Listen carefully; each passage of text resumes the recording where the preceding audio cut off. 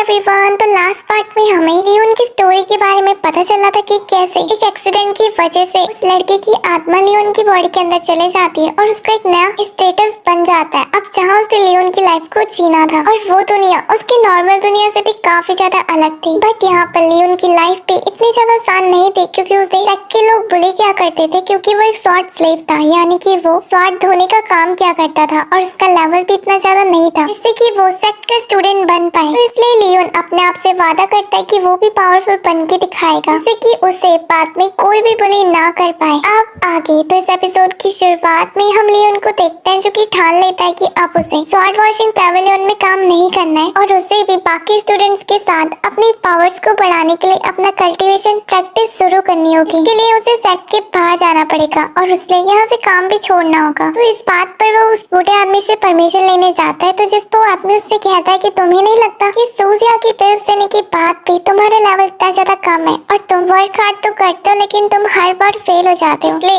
एक डिसीजन को लेने से पहले 100 बार सोच लो। अगर तुम्हारा जवाब हाँ में है तो मैं तुम्हारे डिसीजन के साथ ही खुश हूँ और अगर तुम्हें मेरी कोई भी मदद चाहिए होगी तो तुम मेरे पास कभी भी आ सकते हो। तो जिस पर लियोन उनसे कहता है कि नहीं, आपने पहले मेरी इतनी ज्यादा मदद कर चुकी है, अब मैं अपने पैरों में खड़ा होना चाहता हूँ। वैसे इस टाइम पर मेरे पास देने के लिए कुछ भी नहीं है, लेकिन मुझे इस शॉर्ट स्लेव की जिंदगी से बाहर निकलना है क्योंकि मैं अपनी पूरी जिंदगी ऐसे कमजोरी के साथ नहीं बिता सकता हूँ। मैं जानता हूँ कि मार्शल आर्ट्स के 3rd लेवल में पहुँचने के लिए मुझे कितनी ज्यादा मेहनत करनी पड़ी, लेकिन मुझे यकीन है कि अगर मैं प्रैक्टिस करूंगा तो एक दिन मैं मार्शल आर्ट के हाई लेवल तक भी पहुँच जाऊंगा। तो उसके ऐसे जज्बे पर वो बूढ़ा आदमी मान जाता है और कहता है कि ठीक है, फिर मैं उम्मीद करता हूँ कि तुम अपने सपने को पूरा करो। वैसे तो मेरे साथ 3 सालों से रह रहे हो और मेरे पास देने के लिए कुछ भी नहीं है सिर्फ इस चीज को छोड़ के। और फिर वो उसे एक पेंटिंग दे देता है, तो जिस पर लियोन उससे कहता है कि मैं इसे कैसे रख सकता हूँ, ये आपके लिए इतनी ज्यादा कीमती है और मेरे पास चुकाने के लिए कुछ भी नहीं है। तो जिस पर बूढ़ा आदमी उससे कहता है कि तुम्हें कुछ चुकाने की जरूरत नहीं है, मैंने भी इस पेंटिंग की मिस्टेक को काफी ज्यादा सुलझाने की कोशिश करी बट मुझसे नहीं हो पाया। उम्मीद है कि तुम इस मिस्टेक को सॉल्व कर पाओगे और वैसे भी अब मैं काफी ज्यादा बूढ़ा हो चुका हूँ तो इसलिए चीज मेरे काम नहीं आएगी, पर जाते जाते तुम मुझसे वादा करो कि तुम इस जगह में कभी नहीं आओगी और आज के बाद तुम स्वॉर्ड स्लेव नहीं बल्कि कल्टीवेटर होंगे। जिस पर लियोन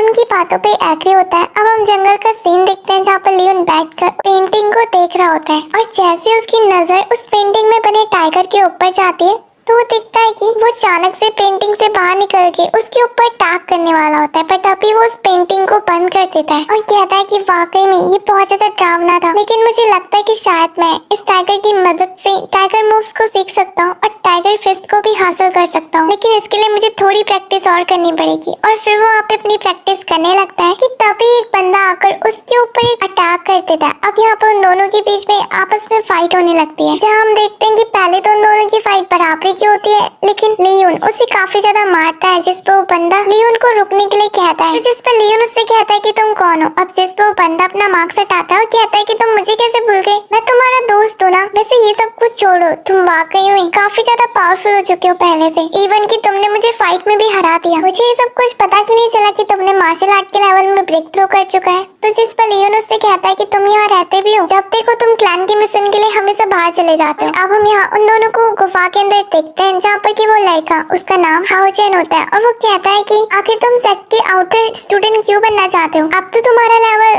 3rd मार्शल आर्ट में पहुंच चुका है ना। तो तब भी ये बात जानते हुए कि आउटर डिसिपल्स को पैसे कम मिलते हैं और अगर तुम क्लैन के मिशंस में नहीं गए तो तुम्हें ट्रेनिंग के लिए पैसे कहाँ से मिलेंगे। तो जिस पर लियोन अपने मन में कहता है कि मुझे नहीं पता था कि पैसे यहाँ भी काम आते हैं। अब यहाँ हाओ चेन उससे कहता है कि ये सब कुछ छोड़ो, बट तुम इस गुफा में आके क्यों रह रहे हो, कि तुम्हारे पास घर नहीं है। तो जिस पर लियोन उससे कहता है कि मैं प्रैक्टिस के बहाने बाहर आया हूँ इसलिए मैंने वो जगह छोड़ दिया। तो जिस पर हाओ चेन उससे कहता है कि मैं जानता हूँ कि वो लोग तुम्हें बुली करते हैं ना, ज़ूपेंग और उसके लोग। आखिर वो लड़का अपने आप को समझता क्या है, उसका बाप सेक्ट का एल्डर है तो वो कुछ भी करेगा। तो जिस पर लियोन उससे कहता है कि अब रहने भी दो, वैसे भी मुझे ज़ूपिंग का नाम सुनकर अपना दिन खराब नहीं करना है। अब जिस पर हाओ चेन उससे कहता है कि ये सब कुछ छोड़ो, मेरे पास तुम्हारे लिए एक अच्छी जगह है। और अब वो उसे एक लकड़ी का घर दिखाता है और कहता है कि ये तुम्हारे लिए, आज के बाद तुम यहाँ पे रहोगे। इस घर को मैंने बनाया था अपनी ट्रेनिंग के टाइम पे और इसे बनाने में लगभग मुझे 1 साल लग चुका था, लेकिन अब यहाँ पे कोई भी नहीं रहता क्योंकि मैं क्लैन के मैटर से हमेशा बाहर ही रहता हूँ, इसलिए वैसे तुम इस जगह में रह सकते हो। और अब वो उसे घर की चाबी देता है, तो जिस पर लियोन उससे कहता है कि आखिर मैं इसे कैसे रख सकता हूँ, ये तो तुम्हारा है ना।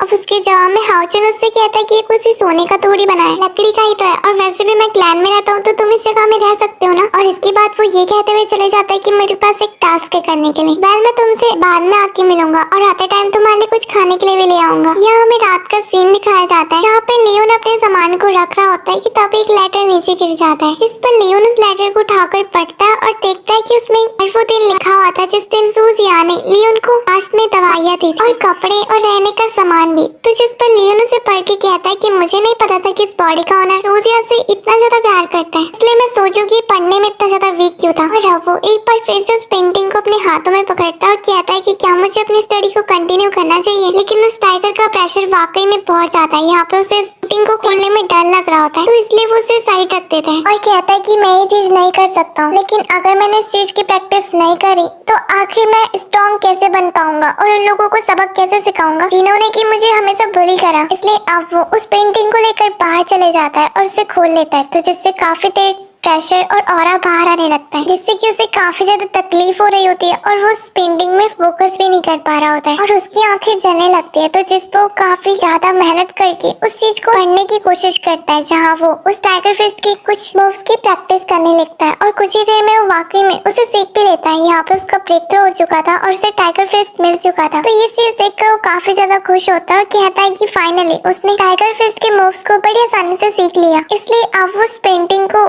टेबल में रहता है और जाकर अपना चेहरा धोता है, जहाँ वो कहता है कि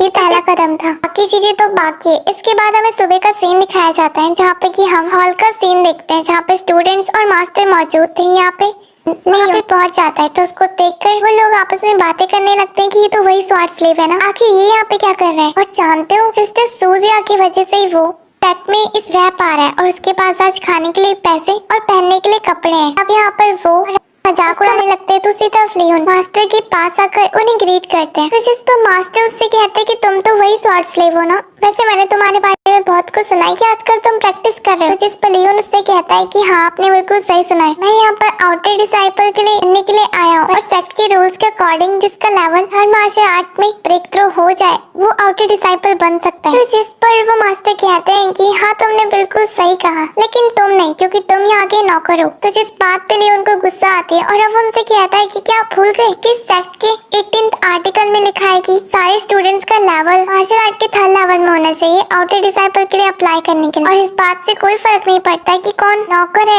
या फिर हाई पोस्ट वाला, दोनों के लिए चीजें बराबर होती है। कहीं ऐसा तो नहीं कि आप इस सेक्ट के रूल्स को बदलना चाह रहे हो, क्योंकि आप काफी सालों से यहाँ के सीनियर जो जिस पर मास्टर को गुस्सा जाते हो वो कहता है कि आखिर तुम होते कौन हो मेरे पे सवाल उठाने वाले। जानते हो ना कि मास्टर के साथ मुंह जलाने की पनिशमेंट क्या होती है, या मैं तुम्हें उस आर्टिकल में जाके पढ़ाऊं। तो जिस पर लियोन मास्टर का हाथ पकड़ देता है और कहता है कि मुझे ये बात साफ मालूम है, लेकिन मेरा उठाया हुआ सवाल गलत नहीं है। और अब यहाँ पर लियोन मास्टर का हाथ टाइट से दबाने लगता है और कहता है कि सेक्ट के आर्टिकल 22 में ये भी लिखा है कि अगर कोई मास्टर अपनी मनमानी चलाने की कोशिश करे और स्टूडेंट को बुली करे तो उसे सेक्ट से बाहर फेंक दिया जाता है। जिस पर मास्टर उसकी बातों पे एग्री हो जाता है और कहते हैं कि ठीक है फिर चलो मान भी लिया कि तुमने ब्रेक थ्रू कर चुका है, पर क्या तुम्हारे पास काबिलियत है कि तुम यहाँ का स्टूडेंट बनने के लायक हो। और इवन कि तुम्हारा ब्रेक थ्रू तो सिर्फ मेडिसिन और पिल्स की वजह से हुआ था जो कि तुम्हें सूजिया ने दिए थे, और आखिर पिल्स और मेडिसिन की मदद से तुम अगर ब्रेक थ्रू करते भी हो तो इसका कोई असर नहीं है, कौन सा कि तुमने ये सारी चीजें अपनी मेहनत से करी। लेकिन अगर तुम तब भी चाहते हो तो ठीक है, फिर अगर तुमने इन स्टूडेंट्स को हरा दिया